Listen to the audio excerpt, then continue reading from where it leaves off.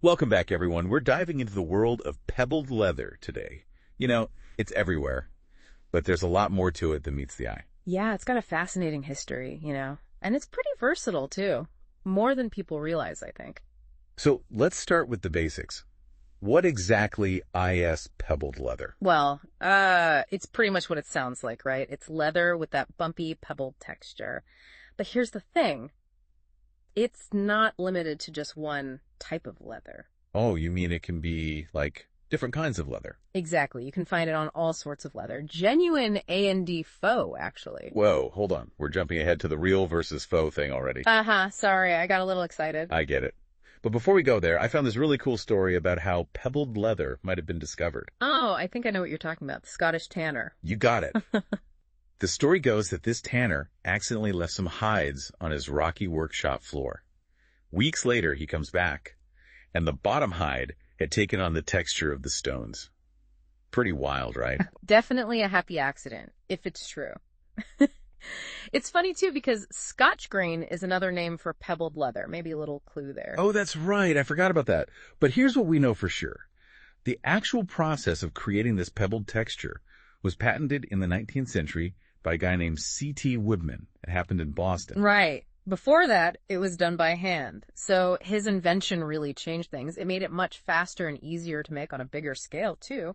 And then, if you fast forward to the early 1900s, that's when you start seeing pebbled leather popping up in men's shoes. Loafers, derbies, that kind of thing. And then came the high fashion takeover. Yeah, Chanel, Gucci, all the big luxury brands, they started using pebbled leather, and it really took off from there. Okay, I gotta ask. Is all pebbled leather real? Nope, not all of it. It can be real or faux, and sometimes they use this pebbling technique on hides that have imperfections. Imperfection? Yeah, like little scratches or marks that make them not so good for smooth leather products. Pebbling covers those up.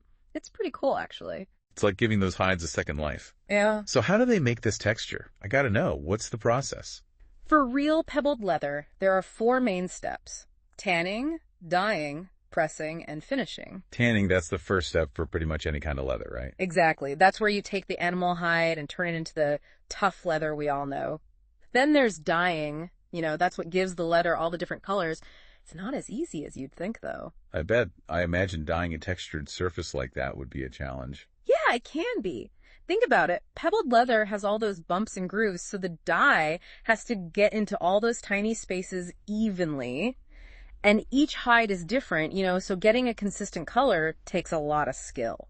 Right, it makes sense. So Yeah. What about the actual pebbling? How'd they do that? That's where the pressing comes in. They use these big metal plates. Oh, wow.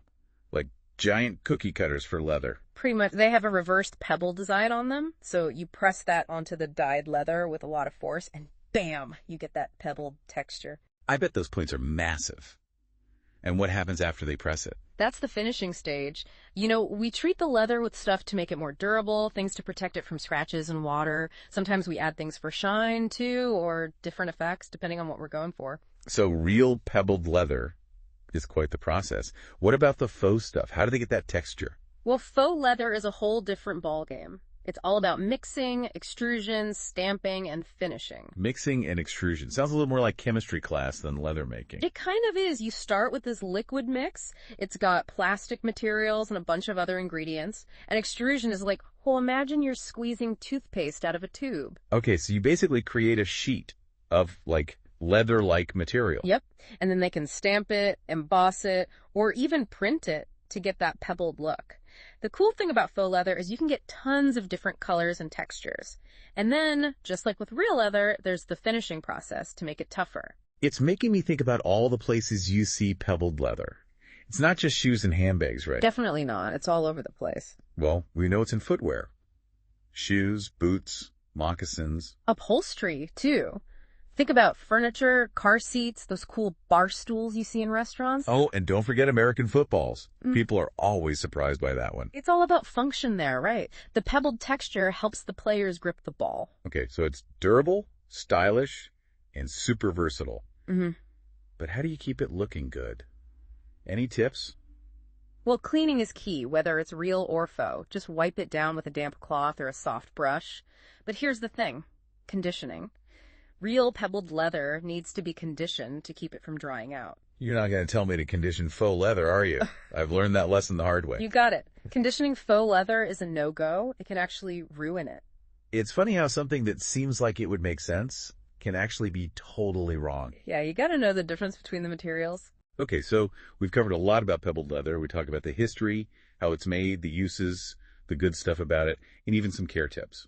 But before we go on, You know, we were talking earlier about how durable pebbled leather is. And a lot of people think it's tougher than smooth leather. But is that actually true? it does seem like it would be, right? I mean, all those little pebbles, it's almost like built-in armor. Well, not really. The pebbling itself doesn't make the leather stronger. It all comes down to, the quality of the hide and how it was tanned. So a cheap piece of pebbled leather could be weaker than a really nice piece of smooth leather. Exactly. Imagine you have a piece of wood, right? And you put a textured finish on it. That doesn't make the wood itself any stronger. Yeah, that's a good way to think about it. So the pebbling is more about looks than strength. Kind of. It does have an effect on how we see wear and tear, though. Oh, I see what you're saying.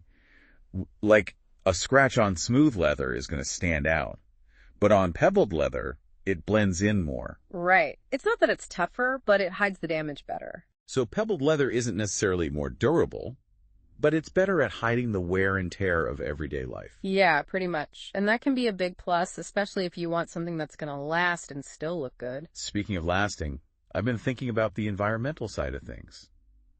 Real versus faux pebbled leather. That's a big one, for sure. And it's not a simple answer. There are definitely pros and cons to both. Yeah, it's not like one is good and one is bad. They both have their issues. Right. Real leather. Well, you have to think about the whole livestock industry. And tanning uses a lot of harsh chemicals, which can be bad for the environment. Now, with faux leather, you're talking about plastics, Yeah. right? And we all know those come from fossil fuels, which aren't exactly eco-friendly. Exactly. So it's really a balancing act. You gotta weigh the good and the bad and figure out what's most important to you. And support brands that are trying to do things better, whether it's real or faux. Absolutely. And it's good to see more and more companies are thinking about sustainability these days. You know what else I find cool about pebbled leather? The fact that they can use it on hides that might have been thrown away because they weren't perfect. Yeah, it's a great way to reduce waste and make the most of what we have. It's like they found a way to turn a problem into a solution. Pretty clever, actually. Definitely. It shows that we're starting to be more mindful about our resources. And that's a great place to wrap up this part of our deep dive. We've covered a lot of ground, from the history of pebbled leather to how it's made, the good and the bad, and even some tips on keeping it looking sharp.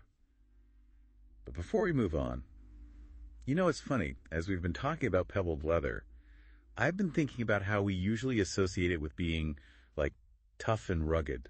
It's true. It's interesting how a texture can give you a certain feeling about something. And yet it's also used by all those fancy fashion designers. I guess that's what makes pebbled leather so interesting, right? It can be both practical and luxurious. Exactly. You might see it on a hiking boot one minute and a designer handbag the next. It's like it's saying you don't have to choose between style and function. So for you listening, think about what that means to you.